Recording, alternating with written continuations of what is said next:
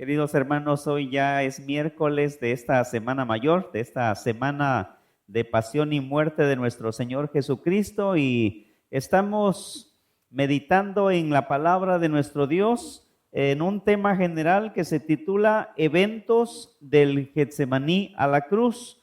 Todos los sucesos, todo lo acontecido, todo aquello que sirvieron como pasos de este proceso hacia la muerte, hacia el sacrificio de nuestro Señor Jesucristo en aquella cruenta cruz del Calvario. Y en este día vamos a meditar en un tema titulado Ironías de la Justicia. Ironías de la Justicia. Es un tema basado en el Evangelio según San Juan, en el capítulo 18, y quiero invitarles a que ahí en su casa ustedes también puedan hacer esta lectura en el Evangelio según San Juan, capítulo 18. Primero los versículos 12 al 14 y de allí 19 al 24. Y dice así la palabra de nuestro Señor. Jesús ante el sumo sacerdote. Entonces la compañía de soldados, el tribuno y los alguaciles de los judíos prendieron a Jesús y le ataron y le llevaron primeramente a Anás, porque era suegro de Caifás, que era sumo sacerdote aquel año. Era Caifás el que había dado el consejo a los judíos de que convenía que un solo hombre muriese por el pueblo. Versículo 19. Y el sumo sacerdote preguntó a Jesús acerca de sus discípulos y de su doctrina.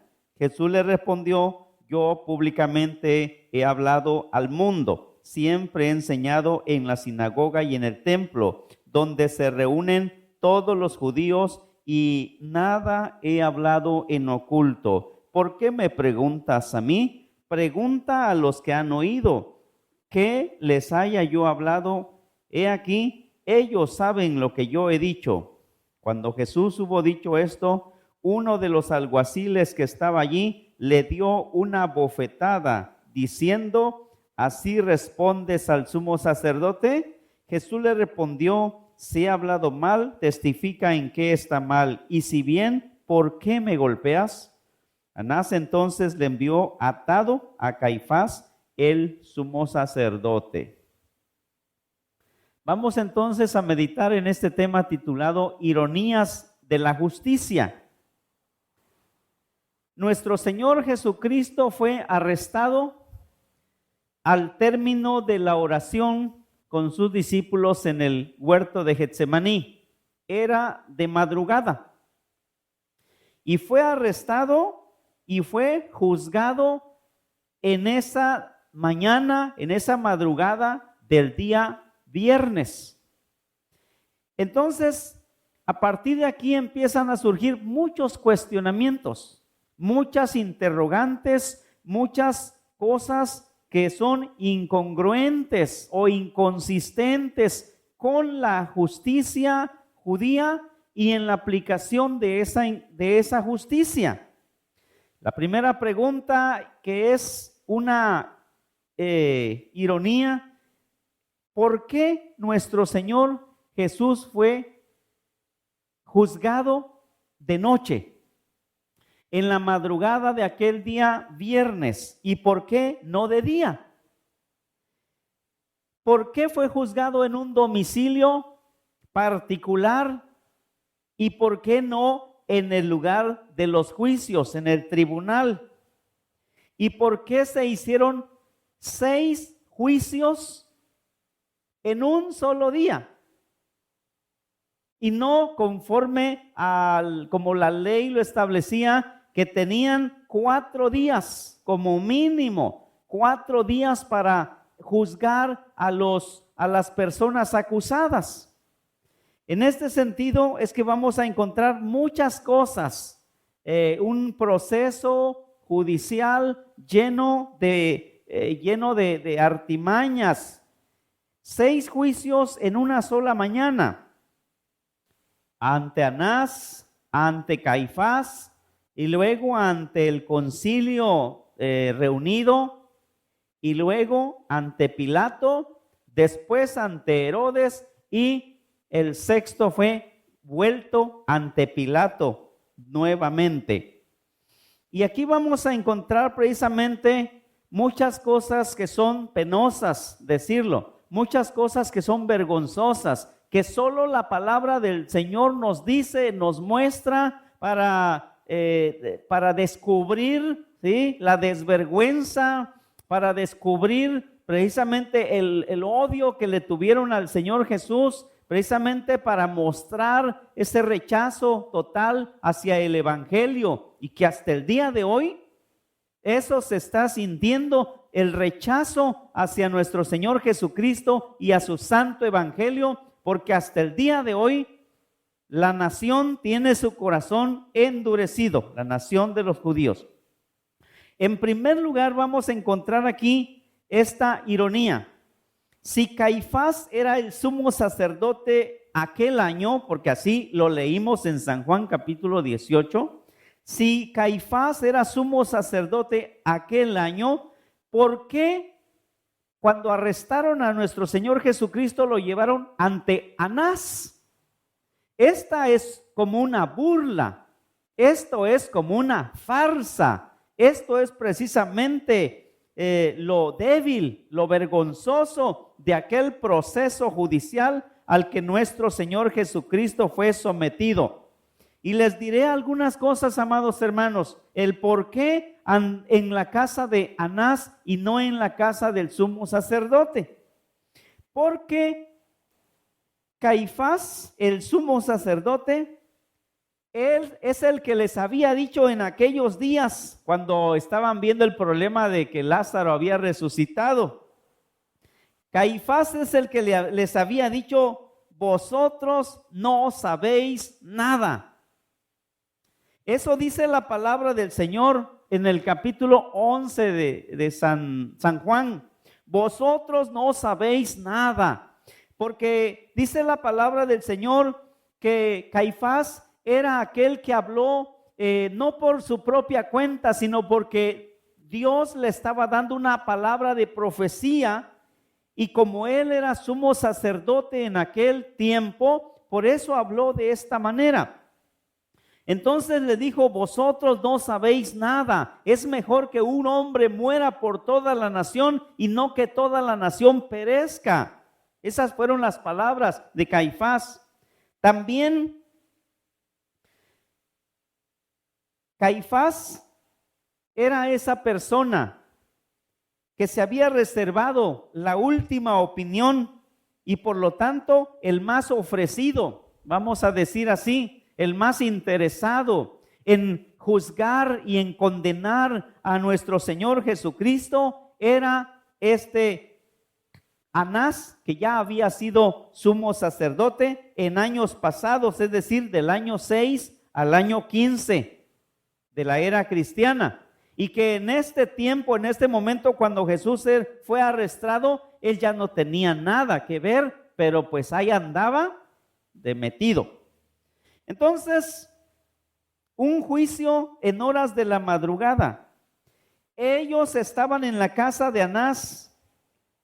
Anás había sido sumo sacerdote y por eso él seguía teniendo influencia en la autoridad, en las decisiones de la ciudad. Y porque todas las autoridades procuraban matar a Jesús.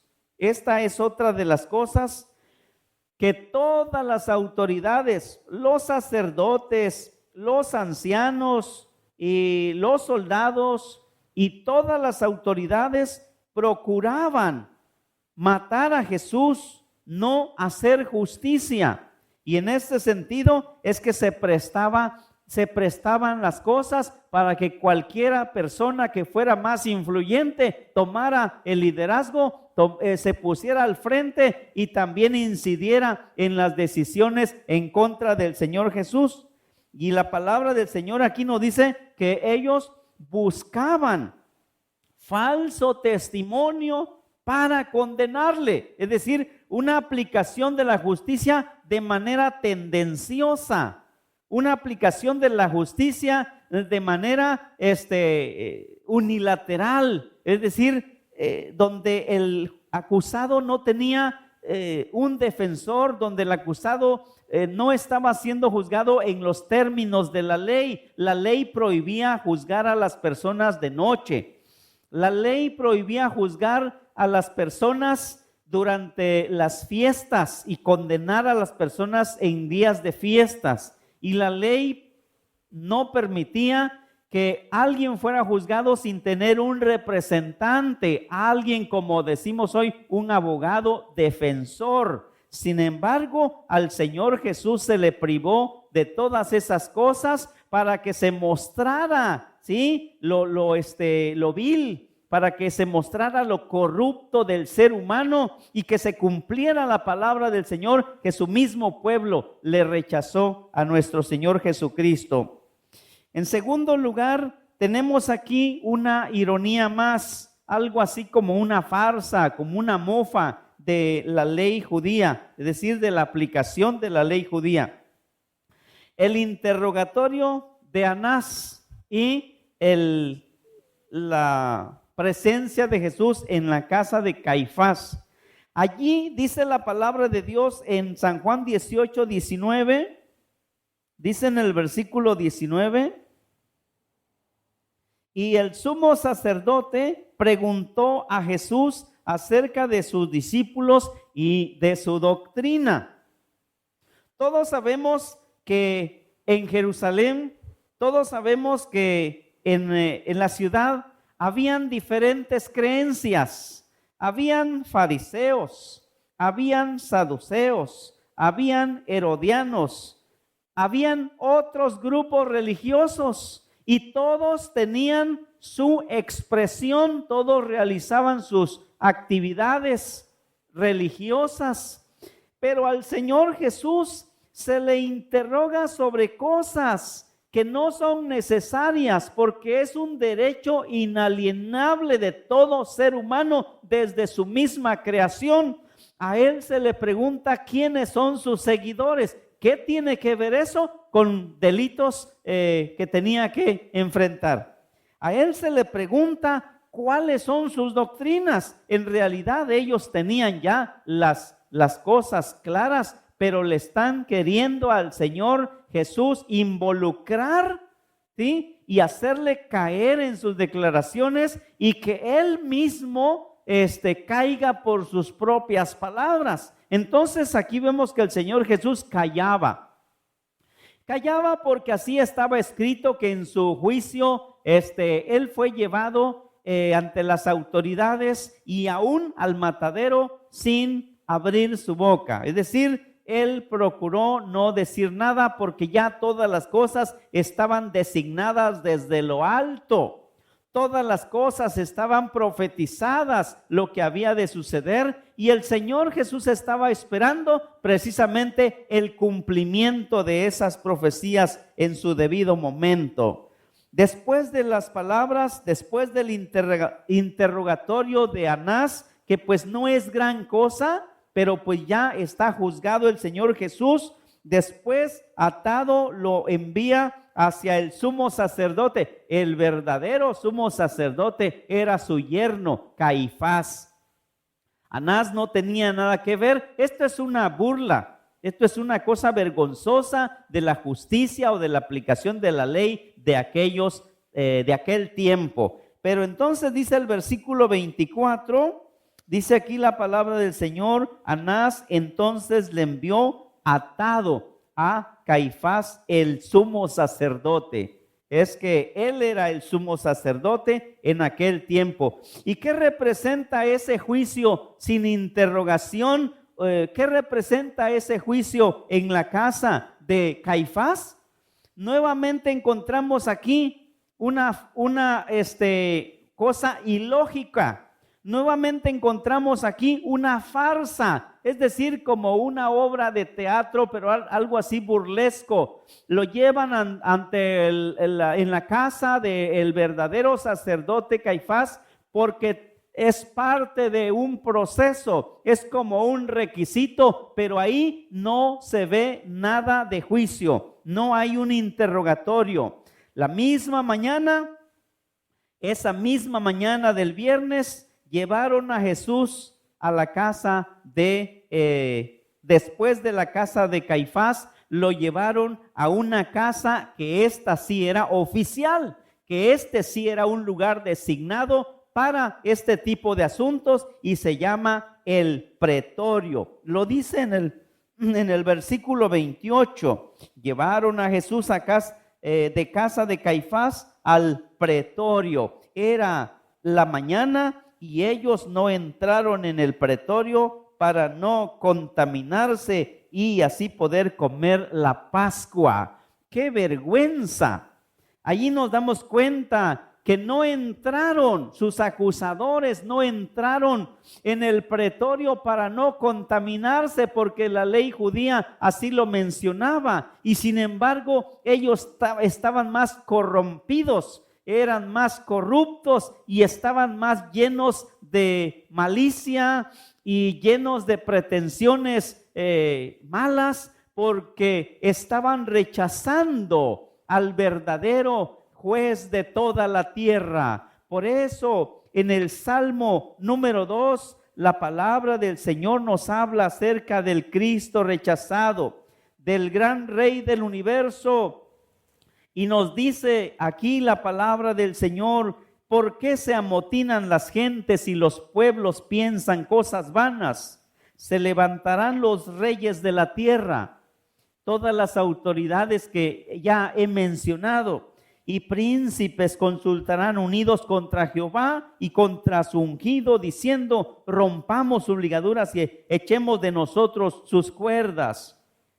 Luego dice: el que mora en los cielos se reirá, el Señor se burlará de ellos, luego hablará a ellos en su furor y los turbará con su ira. Y de esta manera nos damos cuenta ese momento crítico de injusticias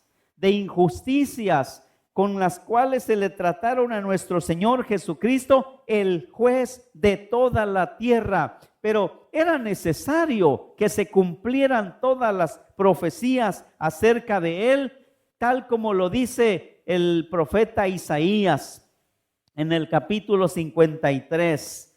Entonces, ya en el concilio, ya en el lugar adecuado, en aquel lugar amplio para los juicios, el concilio le hizo un interrogatorio. Primero le preguntó: ¿eres tú el Cristo?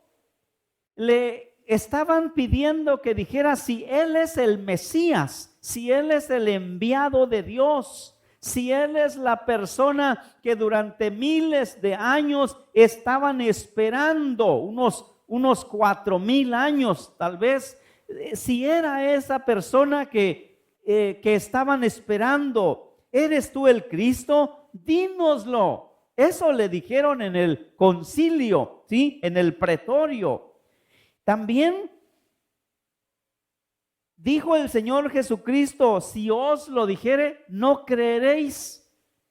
Y si os preguntare, no me responderéis, ni me soltaréis. O sea, el Señor Jesús sabía que todas las cosas ya estaban designadas. Por lo tanto, Él no se preocupó en ese momento de dar razones, de dar explicaciones, más que lo necesario. Y que lo vemos allí precisamente en este pasaje. Os digo que desde ahora veréis al Hijo del Hombre sentado a la diestra del poder de Dios y viniendo en las nubes del cielo. Dos cosas que tienen grandes enseñanzas. Él se revela, Él se declara como Hijo de Dios, como enviado de Dios, como el Salvador del mundo, y también con el poder que ha recibido de su Padre. El estar sentado a la diestra de Dios en las alturas, el ejercer ese poder y ese dominio en bien de toda su creación y de su pueblo en especial, y también el hecho poderosísimo y admirable de venir en las nubes del cielo con poder y gran gloria. Estas fueron las declaraciones. Cuando esto fue escuchado por ellos, rasgaron sus vestidos o su ropa y declararon reo de condenación a nuestro Señor Jesucristo. Esas no son razones para condenar a una persona, pues que todas las personas desde su misma creación tienen y tenemos el derecho por la ley de Dios, no por las leyes de los países. Por la ley de Dios tenemos ese derecho inalienable de ejercer una creencia, de practicar una religión y que no debe ser prohibida y limitada de manera injustificada en ninguno de los lugares del mundo. Pero vemos las ironías, pero vemos ese trato grotesco, ese trato burlón que la gente, que las autoridades mostraron hacia nuestro Señor Jesucristo. También en siguiente punto, en el hecho de que Él fue castigado, fue azotado, fue golpeado, aún antes de ser juzgado por el concilio. Esto es algo así como incongruente, porque a ningún acusado se le castiga primero y se le juzga después. Esto es una vergüenza de las autoridades que tramaban planes maliciosos, planes maléficos en contra de nuestro Señor. Dice así la palabra del Señor. Y los hombres que custodiaban a Jesús, número 1, se burlaban de Él. Y número 2, le golpeaban. Y vendándole los ojos, le golpearon el rostro. ¿Sí? Y le preguntaban diciendo: profetiza, Jesús, dinos quién es el que te golpeó. Y decían muchas otras cosas, injuriándole. La injuria es un término de ley que consiste, ¿verdad?, en hacer agresiones, en denigrar la persona de una persona que no ha sido condenada, pero es un acto ilícito. Y en este sentido es una cosa verdaderamente penosa, es una cosa vergonzosa que a veces las autoridades actúan de esta manera. No en el caso del Señor Jesús, que era voluntad del Padre que así tenía que cumplirse, pero aquí hay un llamado de atención para nuestras autoridades, para los que ejercen poder, para los que tienen capacidad de ejecutar juicios, porque ningún ser humano tiene que ser castigado, maltratado antes de ser juzgado. Y en este caso, al Señor Jesús le aplicaron castigos, le aplicaron injurias, burlas, todo tipo de agresiones. Y por último, hablemos ahora del fallo del tribunal, del concilio. Todos hallaron culpable a nuestro Señor Jesucristo, al hombre más humilde, al hombre más santo, al hombre de paz, a nuestro benefactor, al benemérito del mundo, aquel que vino a dar su vida por nosotros, pero a Él le condenaron. El fallo del tribunal fue precisamente declarar a Jesús culpable por predicar la verdad, por decir que es hijo de Dios. Y ahí se ve la ignorancia de las autoridades, y ahí se ve precisamente lo vergonzoso, ¿sí?, de un oficio mal ejecutado, de un oficio que ellos tenían que era muy digno y que debería ser para la gloria de nuestro Dios y para la paz y para el orden en la nación. Y sin embargo, al hombre más humilde, al hombre más lleno de amor, lo declararon culpable. Así fue como todas las autoridades, vamos a decir, en el ámbito religioso, que fue Anás, Caifás y el Sanedrín, hicieron el juicio de carácter religioso y hallaron culpable a nuestro Señor Jesucristo. Más adelante nos vamos a dar cuenta que hay otro proceso de otras 3 instancias donde el Señor Jesús va a ser juzgado ante Poncio Pilato, ante Herodes y de nuevo ante Poncio Pilato. Ese es el juicio civil y su relación con Roma, la nación de Israel en su relación con Roma. Y entonces, amados hermanos, era verdaderamente pecado, era verdaderamente un delito, era verdaderamente un motivo de una condenación para el castigo, la pena capital de aquel tiempo, el hecho de que Jesús afirmara ser hijo de Dios. Claro que para nosotros que tenemos ese conocimiento de la palabra de Dios, esto no es un pecado, esto no es un delito, ni es motivo de una condenación de ese carácter y en ese grado. De aceptar que es rey de los judíos y que su reino no es de este mundo. Y ahí nos vamos a dar cuenta precisamente que esas enseñanzas o esas afirmaciones del Señor Jesús estuvieron presentes nuevamente cuando es juzgado ante Pilato.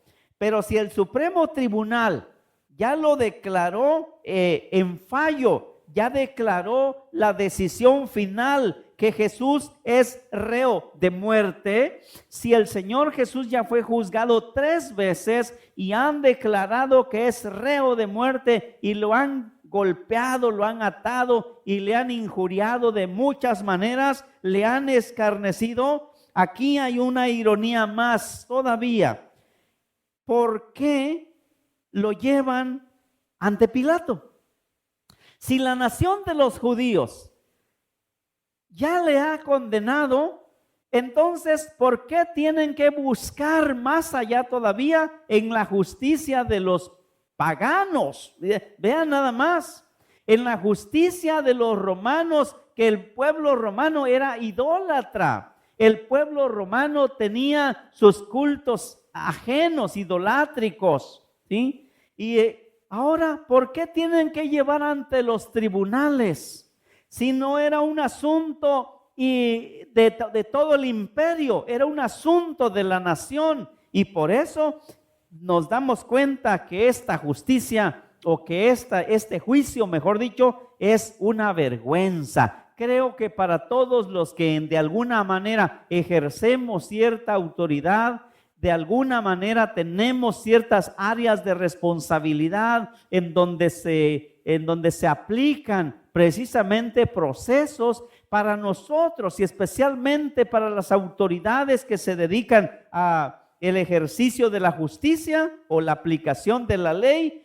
Hay aquí muchas cosas interesantes que observar, porque está bien claro y en todo el mundo se sabe que los juicios que se le aplicaron al Señor Jesús desde cualquier punto de vista son penosos, son vergonzosos, y es mejor que nosotros pongamos atención al llamado, a la amonestación que nos hace nuestro Dios antes que llegue ese día en el cual sea demasiado tarde. Por eso quiero terminar esta meditación con estas palabras del Salmo número 2, y que dice: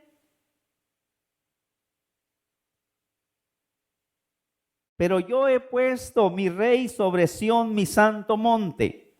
Yo publicaré el decreto. Jehová me ha dicho: mi hijo eres tú, yo te engendré hoy. Los quebrantarás con vara de hierro, como vasija de alfarero los desmenuzarás. Ahora pues, oh reyes, sed prudentes, admitid amonestación, jueces de la tierra, servid a Jehová con temor y alegraos con temblor. Honrad al Hijo para que no se enoje y perezcáis en el camino, pues se inflama de pronto su ira. Por ahora no hay juicios de Dios, es decir, juicio final. Pero va a haber un día en que el Señor nuevamente vendrá a la tierra, viene por su iglesia, viene a juzgar a los vivos y a los muertos, y los que le traspasaron le verán, y los que le traspasaron harán lamentación por él. cuando vean que el Hijo del Hombre viene en las nubes del cielo con poder y gran gloria como el juez de toda la tierra, entonces desfallecerán o desmayarán del terror, de miedo, se desmayarán porque saben que a Él fue el que rechazaron, a Él fue el que condenaron injustamente y a Él fue el que crucificaron. Por eso, cada uno de nosotros reconozca a Jesucristo. Si reconocemos a Jesucristo, vamos a recibirle en nuestro corazón como el Rey de Reyes y Señor de Señores, como el juez de toda la tierra que vendrá a juzgar al mundo. Y si no estamos en condiciones de recibir a Cristo, entonces definitivamente declares en contra de Él, porque solamente hay dos opciones ante este Señor de la vida, el autor de la vida. O le recibimos o le rechazamos, pero la invitación es que cada uno de nosotros sea prudente, reconozca a Cristo y se dé cuenta que realmente Él es el que vive, Él es el que reina y Él es el que debe ser temido y obedecido todos los días de la vida en todo el mundo. Y con estas palabras de sus hermanos, que el Señor los bendiga una vez más. Amén.